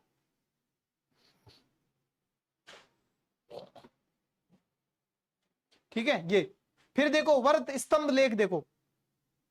बाकी एक बाबरू भी है, बाबरू में भी मिलता है। ठीक है, ये इसमें अभिलेखों की संख्या 7 है, जहां पे प्रयाग प्रशस्ति 1, दूसरा टोपरा, तीसरा मेरठ दिल्ली। ठीक है, चौथा लोरिया अर्राज, लोरिया नंदनगढ़ और रामपुरवा बिहार में है। लघु स्तंभ लेख में देखो, रुमिनदेही में भू राजस्व की जानकारी मिलती है। सारनाथ और सांची में बौद्ध संघ में फूट डालने वालों को चेतावनी देते हैं। फिर गुहा लेख में करण चौपड़, सुदामा, विश्व झोंपड़ी। ठीक है, ये लिपियां हैं। टिफेन टेलर ने अभिलेखों की खोज करी। प्रिंसेप ने पढ़ा। सरकुना अभिलेख है कांधार का, जहां पर 2 भाषा मिलती, ग्रीक और अरामाइक। ग्रीक और अरामाइक 2 भाषाओं में मिलता है। ये द्विभाषी अभिलेख एक ही है, सर एक कुना, कंधार का अभिलेख है। ठीक है, कंधार का अभिलेख है, तो ये आप ध्यान रखेंगे। ठीक है, मास की शिलालेख है जिसकी खोज करी थी सी बीडन ने। ठीक है, कर्नाटक में है मास की। अगला देखो, अगला है सिंपल सा क्वेश्चन है, राजेंद्र किससे रिलेटेड है, महेंद्र वर्मन किससे रिलेटेड है, अमोघ वर्ष किससे रिलेटेड है, विष्णुवर्धन किससे रिलेटेड है, सबको पता है। ठीक है, कोई दिक्कत वाली बात है ही नहीं। चोल राजवंश, जहां पर राजा चोल, ठीक है, राजेंद्र चोल प्रथम उड़ीसा पर विजय प्राप्त करते हैं, बंगाल के पाल राजवंश की सेना को हराते हैं, गंगकोडम चोलपुरम नामक नई राजधानी बनाते हैं। ठीक है, पल्लव महेंद्र वर्मन, जो कि हमने पढ़े थे, मामलपुर शैली, होयसला जहां पे विष्णुवर्धन। ठीक है, राष्ट्रकूट जो कैलाश मंदिर कल पढ़ा था, कृष्ण प्रथम 760 ईस्वी का है।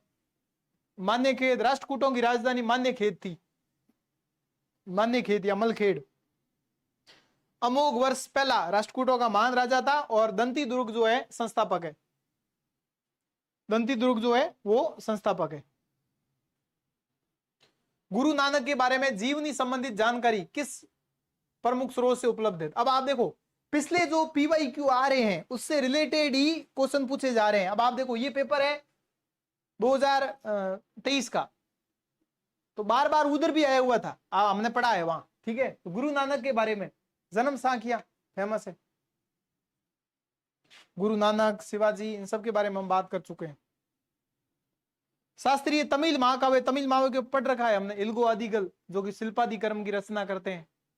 ठीक है, तमिल के 5 महान काव्य देखो, इंपॉर्टेंट है।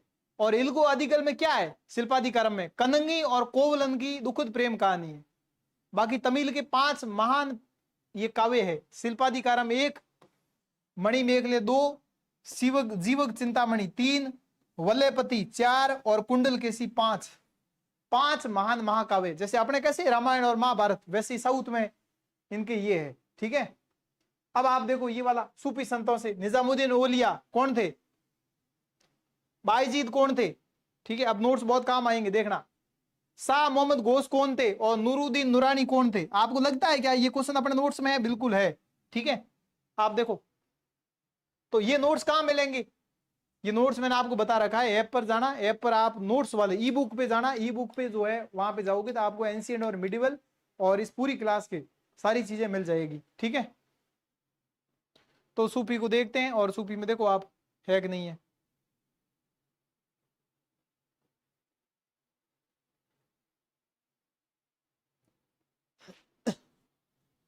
इतनी बार रिवीजन हो जाए ना एक ही क्लास में तो मामला सेट है, मतलब क्योंकि भक्ति तो सबको आती है। ठीक है, दिक्कत है नहीं।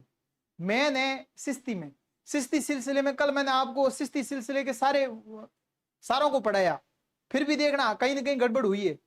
ठीक है,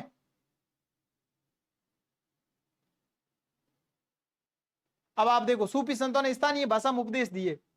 गेसु दराज ने क्या लिखा था, मिरादुल आसरीन रेखता हिंदवी। मलिक मोहम्मद जायसी पद्मावत अवधी भाषा में। कुतुबन मरगावती लिखी इन्होंने। मुल्ला दाऊद चंदायन लिखी अवधी हिंदी में। तो चंदायन कई बार आती, चंदायन, मुल्ला दाऊद, मरगावती, कुतुबन, पद्मावत, मलिक मोहम्मद जायसी। गेसु दराज मिरात उल आसरीन। ठीक है,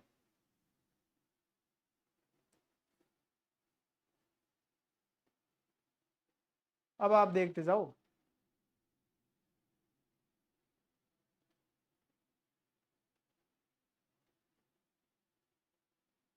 देखो है ऋषि आंदोलन, नूरुद्दीन आ गया ना, ऋषि आंदोलन, और कौन है, शेख नूरुद्दीन नूरानी।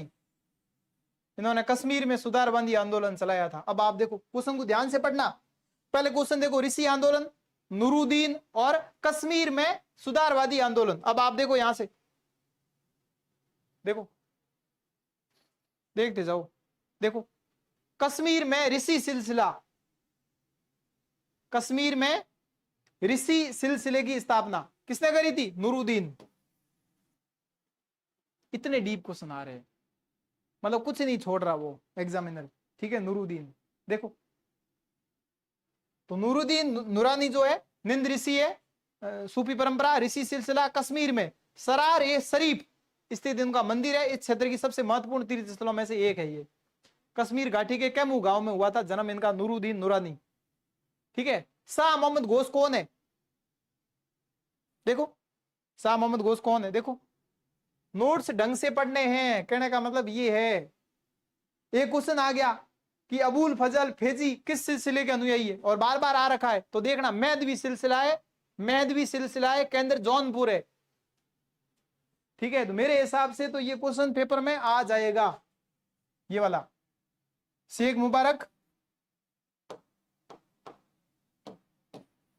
शेख मुबारक, फैजी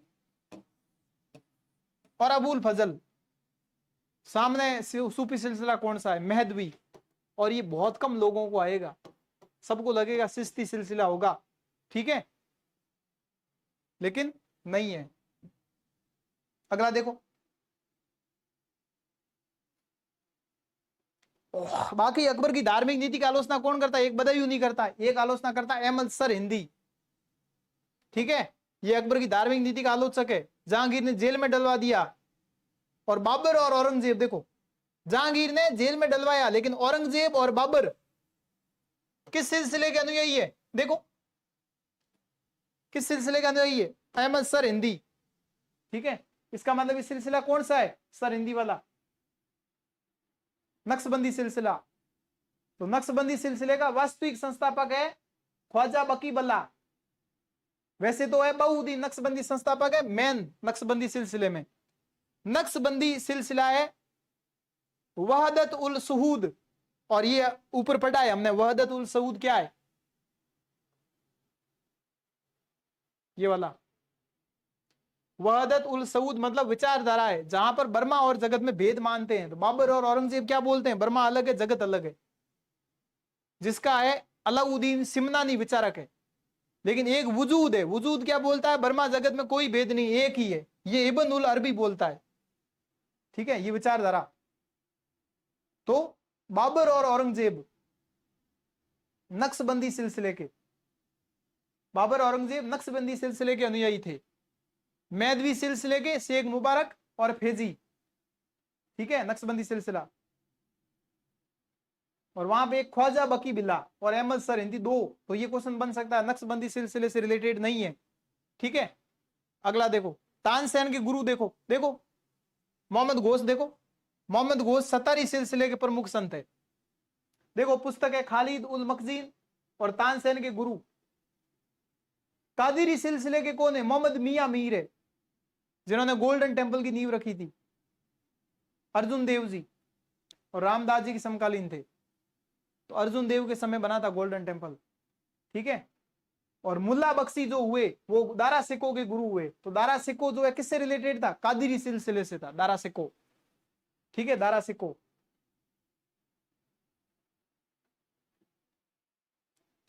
दारा सिको। इल्तुतमिश ने शेख उल इस्लाम की उपाधि किसे दी थी, बाउद्दीन जकारिया को, जो कि सूरावर्दी सिलसिले से थे, सूरावर्दी। ठीक है, ये सारे के सारे याद करने हैं, रट्टे मारने हैं, सीधी बात है, छोड़ना एक भी नहीं। निजामुद्दीन औलिया देखो, हजरत निजामुद्दीन महबूब इलाही बोलते थे, उत्तर प्रदेश में जन्म हुआ, बाबा फरीद के शिष्य बने।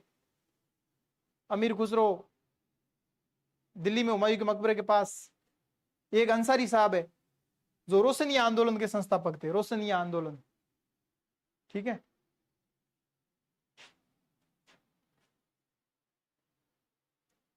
अगला है घरानों से रिलेटेड क्वेश्चन, तो देख लो जयपुर घराना। ठीक है, जयपुर घराना के विनायक राव पटवर्धन। पटियाला घराना के है किशोरी अमोनकर।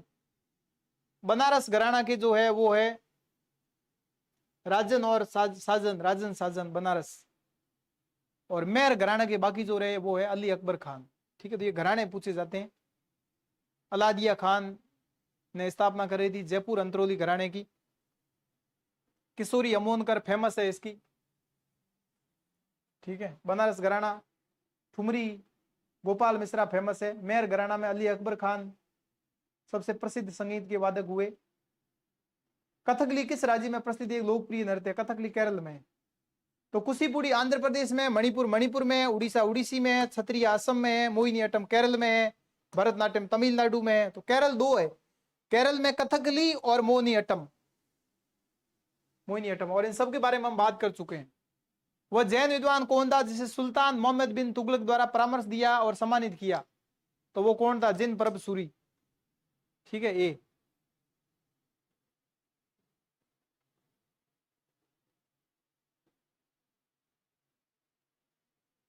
अगला है ये वाला क्वेश्चन, सांख्य पतंजलि योग न्याय मीमांसा। ठीक है, इससे रिलेटेड थोड़ा सा आपको ध्यान होना चाहिए यहां से।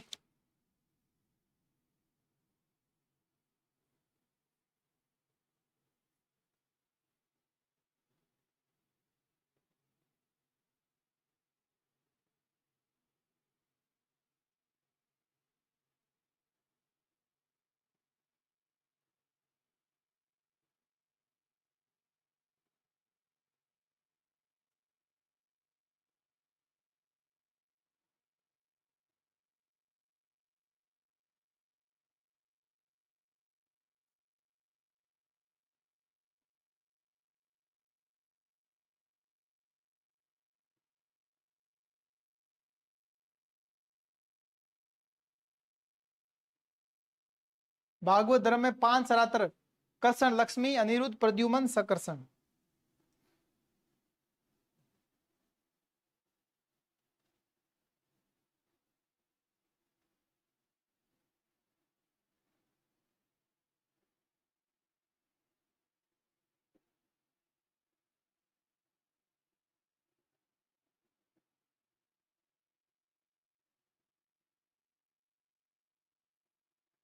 ये महाजनपद से रिलेटेड है। 16 महाजनपद थे। महाजनपद का उल्लेख मिलता है अंगुत्तर निकाय में, खुदक निकाय में। ठीक है, अलग अलग महाजनपद जिनकी राजधानी थोड़ी पता होनी चाहिए आपको। सिक्कों में देख लो थोड़ा, आरंभिक सिक्के पंचमार्क थे। ग्रीकों ने सोने के लेख युक्त सिक्के चलाए, कुषाणों ने शुद्ध प्योर सोने के सिक्के कुषाणों ने चलाए थे। सातवाहन शासकों ने पोटीन और शीशे के लेड के सिक्के चलाए। शकों की विशेषता थी चांदी के सिक्के, तो शकों ने चांदी, कुषाणों ने सोना। सर्वाधिक सोने के सिक्के गुप्तों ने चलाए, उसमें भी नाम है कुमार गुप्त। ठीक है, कुमार गुप्त, कुमार गुप्त।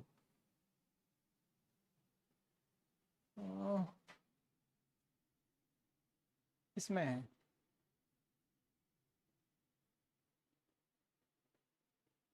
हाँ। अब यहां ध्यान से देखना, ये क्वेश्चन भी यहां से बनता है जो अभी मैं बता रहा हूं। ये वाला दर्शन, तो फिलोसॉफी जो हम पढ़ते हैं ना, उसमें एक तो होता आस्तिक दर्शन जिसको बोलते हैं षड दर्शन, एक होता नास्तिक जो भगवान को नहीं मानता। ठीक है, वो होता है वो दर्शन, जैन दर्शन, सारवाक दर्शन, ये 3 दर्शन नास्तिक दर्शन है जिसको हम बोलते हैं अनिश्वरवादी दर्शन। लेकिन ये आस्तिक है, पूर्व मीमांसा, उत्तर मीमांसा, सांख्य, योग, न्याय, वैशेषिक।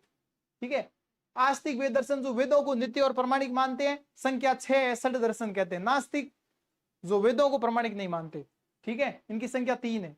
अब देखो, पूर्व मीमांसा के प्रवर्तक है जैमिनी, आचार्य है कुमारिल भट्ट और प्रभाकर। ठीक है, अनिश्वरवादी, ईश्वर को नहीं मानता ये, तो ये भी अनिश्वरवादी है, लेकिन वेदों में प्रमाणिक मानता है, वेदों को। मतलब मेनली जो अंतर आया वो वेदों को नित्य और प्रमाणिक कौन मानता है और कौन इनको नहीं मानता है। ठीक है, तो बौद्ध और जैन और चारवाक तो वेदों को प्रमाणिक नहीं मानते, ऑथेंटिक नहीं है। ठीक है, लेकिन ये लोग मानते हैं। उत्तर मीमांसा के प्रवर्तक है बादरायण, पूर्व मीमांसा के कौन है, जैमिनी। बादरायण में बात करें तो आरण्यक और उपनिषद पर आधारित है ये, और इसके आचार्य शंकराचार्य है। ठीक है, रामानुजाचार्य है, मध्वाचार्य, वो सारे के सारे बादरायण जो हमने पढ़ा था, वल्लभाचार्य है। फिर आता है सांख्य दर्शन जिसके प्रवर्तक है कपिल मुनि। ठीक है, ये द्वैतवादी दर्शन है, विकासवादी दर्शन है। योग पतंजलि, पतंजलि ने अष्टांगिक पंथ दिया, यम, नियम, आसन, प्राणायाम, प्रत्याहार, धारणा, ध्यान, समाधि ये दिया। सांख्य दर्शन का जुड़वा दर्शन है। न्याय गौतम ऋषि ने दिया, ज्ञान प्राप्ति के 4 साधन है। ठीक है, न्याय वैशेषिक कणाद ने दिया, उलूक जिसे ओलूक के दर्शन कहते हैं, वैशेषिक दर्शन को। परमाणुवाद का सिद्धांत, चारवाक बृहस्पति इसके प्रतिपादक है, चारवाक। लोकाय दर्शन कहते हैं, कर्म फल सिद्धांत और पुनर्जन्म को नहीं मानते। खायम पीतवा घरतम वो वाला। ठीक है, खाओ पियो विवाह करो, तो ये इस तरीके से। बाकी मैन कुछ पता होना चाहिए, गुप्त काल में कुछ प्रशासन वाले पता होने चाहिए कि महाअक्षपटलिक किसे कहते थे। अभिलेख और राजस्व अधिकारी को बोलते थे महाअक्षपटलिक। विनय स्थिति स्थापक, धार्मिक और नैतिक मामलों के प्रमुख को ये बोलते थे। बाबू जो होता ना कलरक, कलरक को कर्णिक बोलते थे। ठीक है, गुप्तकालीन में प्रशासन को, प्रांतों को क्या बोलते थे, भुक्ति।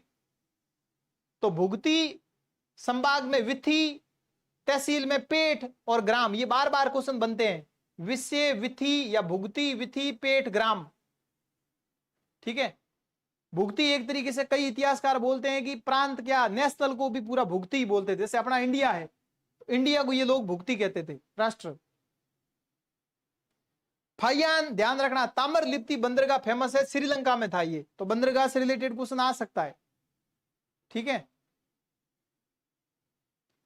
और बाकी जो है ये महासंधि विग्रह है, युद्ध और शांति का मंत्री था सम्राट के कुछ, क्योंकि राजा सम्राट होता था। न्यायाधीश को महादंड नायक बोलते थे, सेनापति को महाबलाधिकृत बोलते थे। ठीक है, ये गुप्तकालीन से रिलेटेड चीजें हैं।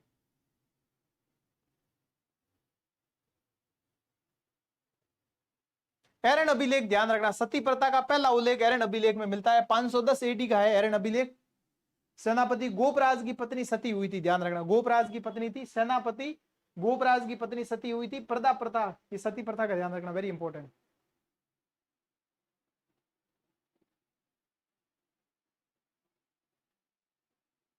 धार्मिक स्थिति में गुप्त शासकों ने भागवत धर्म को संरक्षण दिया, लेकिन गुप्त शासक सहिष्णु थे।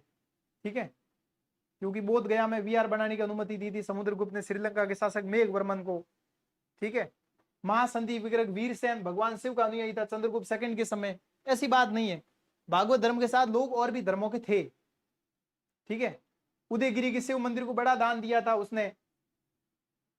तो गुप्त काल में भागवत धर्म के साथ साथ अन्य धर्मों का भी सम्मान था।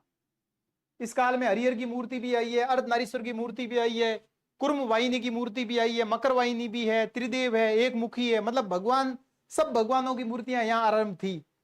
और छठ दर्शन जो हमने पढ़ा था ना वो, ठीक है, उनका विकास भी इसी समय हुआ था। दो तीन बातें और है इसमें, देख लेते हैं।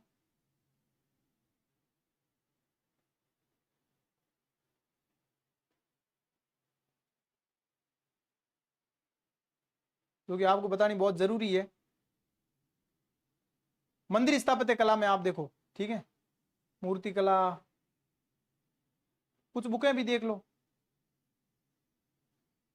गुप्तकालीन साहित्य, साहित्य में ध्यान रखना, रामायण, रामायण में 24,000 श्लोक है जिसे बोलते हैं चतुर्विद सहस्त्र, 7 कांड है, अध्याय को कांड बोलते हैं। ठीक है, बाल कांड, अयोध्या कांड, अरण्य कांड, किष्किंध्या कांड, सुंदर कांड, लंका कांड, लास्ट में उत्तर कांड, तो 7 कांड है।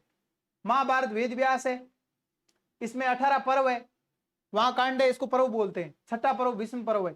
ठीक है, भगवद गीता में 18 अध्याय है, 1 लाख श्लोक होने पर महाभारत या शस्त्र संहिता कहलाती है। ठीक है, गैर धार्मिक साहित्य देखो, कालिदास में 2 काव्य लिखे, रघुवंश, कुमार संभव, कुमार संभव में कार्तिकेय की कहानी है। 2 अर्ध काव्य लिखे, ऋतुसंहार, मेघदूत, वीर वेदना दिखती है।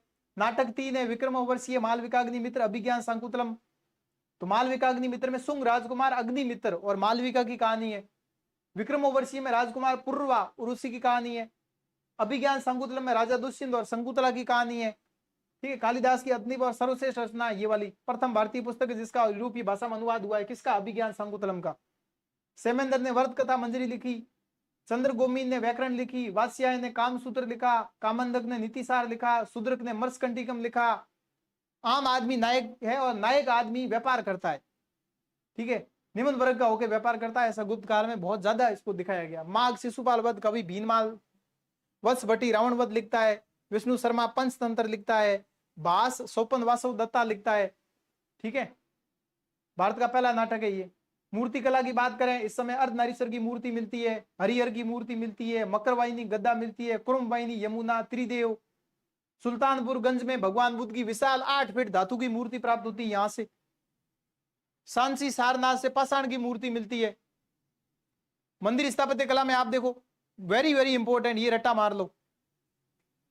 मंदिर स्थापत्य कला का पहला उदाहरण जो मिलता है वो मिलता है देवगढ़ यूपी का दशावतार मंदिर। ठीक है, बाकी याद करो, भुमरा में है शिव मंदिर, ध्यान रखना, शिव मंदिर कहाँ है? भुमरा में। भुमरा में किसका मंदिर है? भगवान शिव का। तिगवा में किसका मंदिर है? विष्णु का।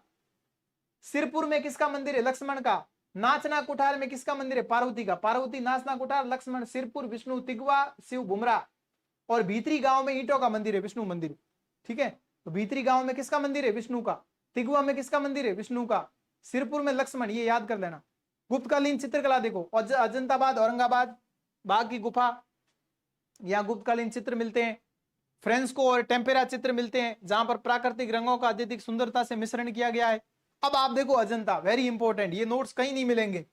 अजंता में 29 गुफाएं मिलती, ये कौन बोलती? एनसीईआरटी। लेकिन ASI क्या बोलती है? 30 गुफाएं। अब आप देखो, गुफा संख्या, सारी गुफाओं में चित्र सुरक्षित नहीं है, तो एक स्टेटमेंट ये आ गया। ठीक है, बाकी याद नहीं करनी ये।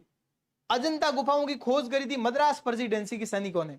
अब आप देखो, जो पहली से दूसरी जो गुफा है, 1 नंबर और 2 नंबर गुफा, ये है 6ठी से 7वीं सदी की है। तो गुफा 1 में क्या है? तो चालुक्य याद आ जाएगा। चालुक्य 6ठी 7वीं सदी का चालुक्य शासक पुलकेशिन द्वितीय को फारस के दूत का स्वागत करते हुए चित्र मिलता है 1 में, 1 नंबर का स्वागत किया फारस के दूत का। गुफा संख्या 9 और 10, तो 7, 9, 10 याद करो, 7, 9, 10। 9, 10 में सातवां शासकों के समय की है, पुरानी है। 16 और 17 वाका टक्का, वाका टक्का, 16, 17 वाका टक्का। वाका टक्का शासक हरिसेन के मंत्री वरादे ने कराया था इसका निर्माण, गुफा संख्या 16, 17 का। अब 16 में क्या है? 16 में मरणासन राजकुमारी का चित्र, आनंद की पत्नी है सौंदरा का, ऐसा माना जाता है कि आनंद की पत्नी जो है वो सौंदरा का है। 17 में है चित्रशाला। तो ध्यान रखना, 17 नंबर जो गुफा है वो कहलाती है अजंता की चित्रशाला। 17 में महाविनिष्क्रमण और परिनिर्वाण, माता शिशु का चित्र, यशोधरा और राउत का चित्र मिलता है। बाघ की गुफा देखो, बाघ की गुफा की खोज डेंजर फील्ड ने करी है। गुफाओं में सारे धर्म के चित्र मिलते हैं। बाघ में 9 गुफा है, ठीक है। विज्ञान प्रौद्योगिकी में मेरोली चंद्रगुप्त द्वितीय का लौह स्तंभ मिलता है, ठीक है। गुप्तकालीन रसायन विद्या का सर्वश्रेष्ठ उदाहरण यहां मिलता है। फिर आर्यभट्ट है, ये सारी बातें जो है आपको पता ही है। वरामीर है, भास्कराचार्य है, ब्रह्मगुप्त है, ठीक है, लीलावती है, वाग्भट है, अष्टांग हृदय, आयुर्वेद, फिर आस्तिक नास्तिक, ये सारे सब, ठीक है। तो ये इतनी सारी चीजें आपको याद रखनी है, ठीक है। तो ये अपने आराम से हो जाएगा, कोई दिक्कत नहीं है। सांख्य के, योग के, न्याय के, मीमांसा के। अगला देखो,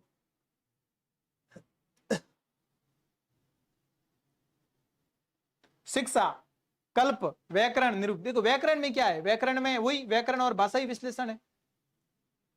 शिक्षा में क्या है, शिक्षा में व्युत्पत्ति और शब्दों का अर्थ। कर्मकांडी निर्देश कहां मिलते हैं, ठीक है। सिंपल सिंपल है ये, ज्यादा इतना टफ नहीं है। शिक्षा स्वर विज्ञान है, ध्वनि विज्ञान है, ऐसे। कल्प कर्मकांडीय है, निरुक्त जो है व्युत्पत्ति और शब्दों का अर्थ है, ठीक है। बाकी 6 वेदांग जो हमने कल पढ़े ही थे। मॉडर्न हिस्ट्री के भी हमने क्वेश्चन काफी सारे कर लिए हैं, ठीक है। आईएन के नारे वगैरह, टोक्यो में सम्मेलन, अहमदाबाद मील हड़ताल, गांधी जी, ठीक है, और भारतीय राष्ट्रीय कांग्रेस 4 नंबर।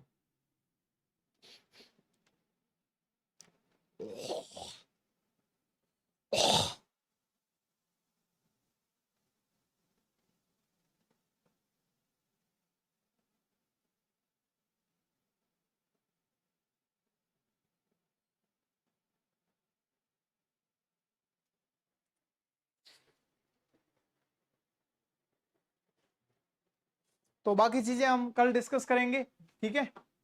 तो अपना ध्यान रखें और ऐसे ही मेहनत करते रहें।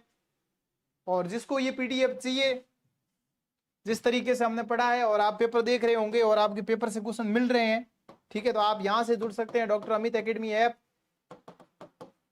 पर आपको जाना है। ऐप पर जाते ही आपको ई बुक मिलेगी, ई बुक पे आपको नोट्स मिल जाएंगे, ठीक है, ई बुक। तो वहां से जो है आपको प्रॉपर नोट्स मिल जाएंगे। और अच्छे से पढ़ें, मेहनत करते रहें। बहुत जल्दी, अभी भी हमारे पास 40+ दिन है, बहुत है, डोंट वरी। जो कट ऑफ आपकी 40 जा रही है ना, ये पक्का जो हमारे साथ देख रहे हैं वो देखना, कट ऑफ बढ़ाएंगे। लोगों को लगेगा इतने नंबर आ कैसे गए, ठीक है, अभी आप देखते जाओ।